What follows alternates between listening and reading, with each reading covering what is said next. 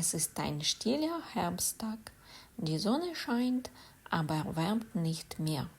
Silberne Spinngewebchen fliegen in Luft. Neben dem Teich, auf der Wiese, weiden Kühe. Ich und Mama sind am Feld. Mama arbeitet und ich bin bei ihr.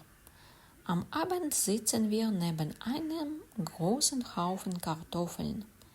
Ein kleines Feuer brennt. Kartoffeln werden gebacken.